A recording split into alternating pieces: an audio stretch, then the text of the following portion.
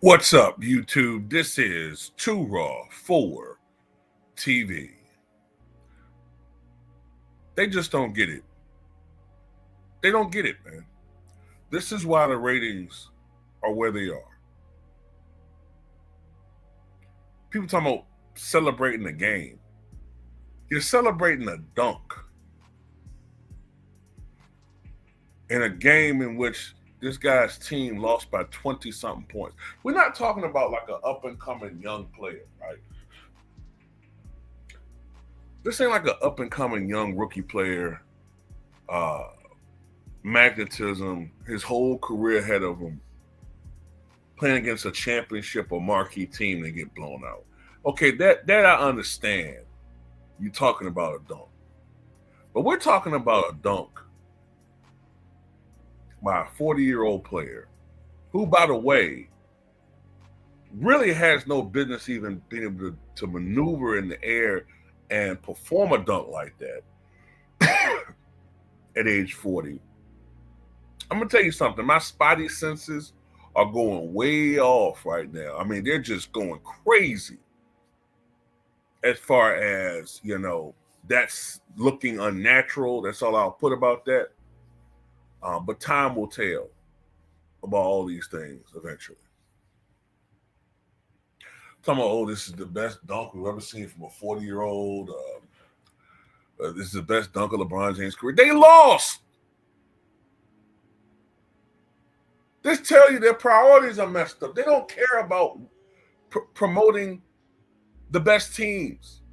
What's the point of playing well in the NBA when at best you'll just be something, a team that's mentioned as a ticker, as you see on my video right here, right? Me promoting my Patreon. That's how they talk about the Thunder and, the Cavs. These two teams who will face off tonight to see which one will go down as the best team in the NBA right now. They're not even promoting that from what I could tell. They're talking about a team that at best is probably going to be a second round exit. That's their best projection. A team that lost by almost 20 points to a team that lost 5 in a row and didn't have their two best players. It ain't like the Mavericks was at least having a win streak and didn't have their two best players, but they have the confidence to go and do what they could do. This was a team that was reeling. And then add insult to injury, without already not having Luka, you don't have Kyrie. And they still beat the hell out of this damn team. And y'all talking about some dunk. And people talking about I'm exaggerating. I'm talking about it's a cult out there.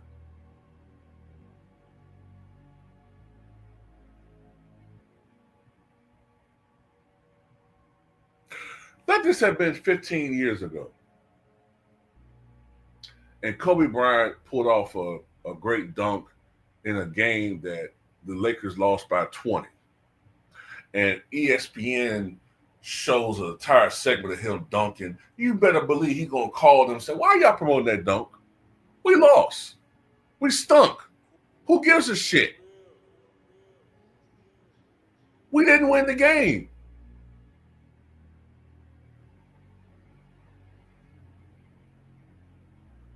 I mean, do people forget basketball is a team sport? It's about wins and losses, not about how many points you score or whether you pull off a dunk or a great look. 25 years ago or so, I think it was actually now going on 27 years ago, Allen Iverson had one of the great ISO sequences against a great defender in Michael Jordan. Right? Made the highlight reels, etc., etc.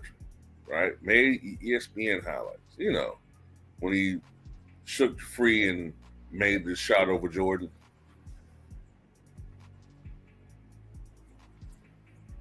But Bulls fans, we didn't really, I mean, yeah, it was amazing. But as a Bulls fan, I didn't really care that much. Because if I remember serving me correctly, I think AI had 44 that game, right? Mike had 30.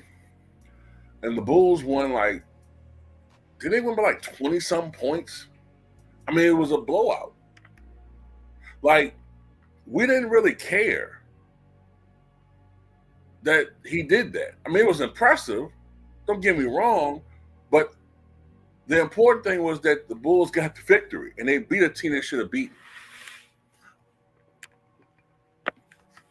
So while AI got the highlights that night, the Bulls had the final say and the final laugh.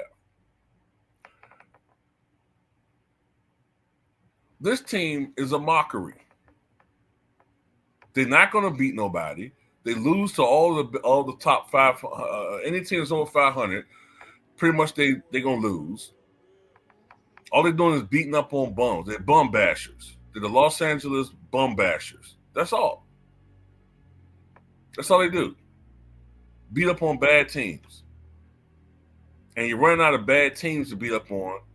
You haven't really been tested yet as far as going up against consistently great competition, and that's going to happen soon. This was horrible. And y'all not, like I said before, y'all not even promoting the best teams. The Thunder are 30-5,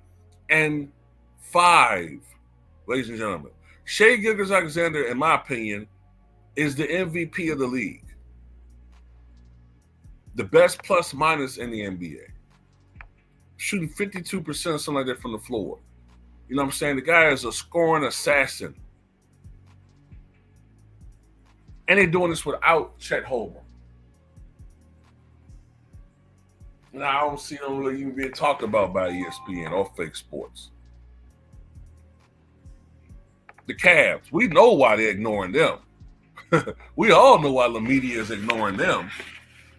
31-4, on pace to win 73. Oh, by the way, since I and many others are leading the Cavs, now all of a sudden the LeBron fans are going to cheerlead every time the Cavs lose, because you better believe they don't want this Cavs team to win more games than LeBron's top team in Cavaliers history, which is that 66-win team. I think it was 2008, 2009. That team went 66-16, right? You know, those same teams, they said that he was playing with a bunch of bums. But right now, the Cavs are on pace to go 73-9. Now, I don't know. I don't think they're going to go 73-9. But, you know, they could definitely, possibly flirt with 70. And if they did that and won a championship, oh, they don't want that.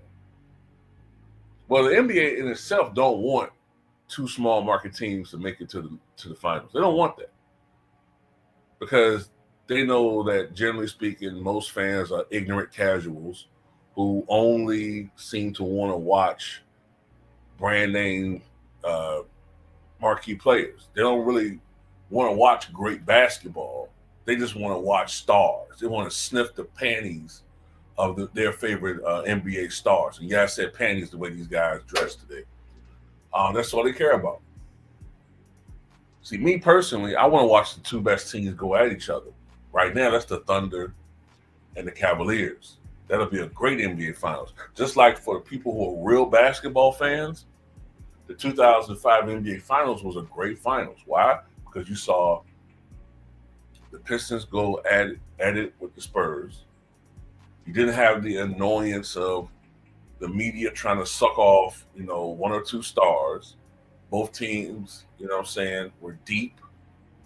You didn't have egotistical assholes on any one of the teams. Not really. And it was great basketball.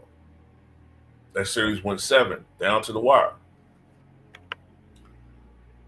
But the ratings weren't that great.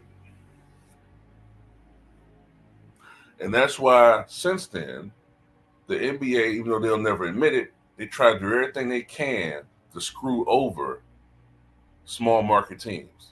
They did it to the Spurs multiple times. They will do that.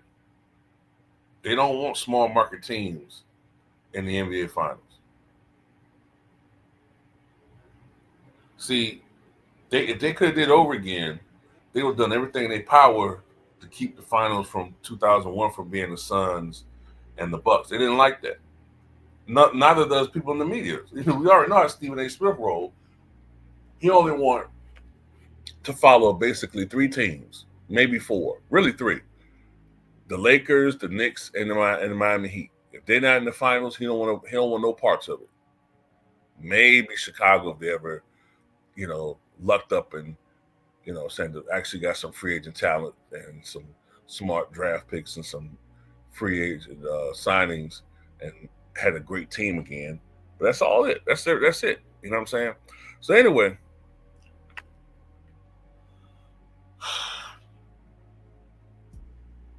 priorities messed up, ladies and gentlemen. Priorities messed up. Who cares about a dunk in a blowout game? Why they didn't talk about, if they're going to do a segment talking about LeBron James, talk about his lack of defense. Can you talk about how he don't play defense no more? Can you talk about his relentless stat padding, which obviously hurts the team? Did you talk about that?